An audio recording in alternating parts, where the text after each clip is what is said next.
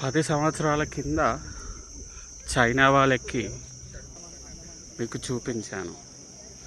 అప్పుడు స్టార్ట్ అయిన నా ప్రయాణం ఇప్పుడు చాలామందికి ఇది ఒకటి ఉన్నది అని తెలియని లంకావికి వచ్చి, అది కూడా glass bridge, world's tallest bridge మీద ప్రయాణం చేస్తూ మీకు నా కళ్ళతో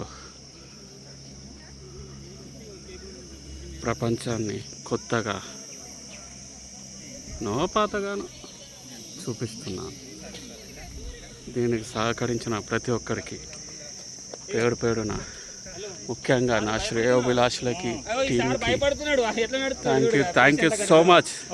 భయపడతారు కామన్, ఎందుకంటే ఇది ఉయ్యాలు వినట్టు ఉంటాను.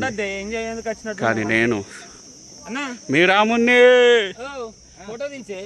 ఫోటో సార్ తీస్తాడు.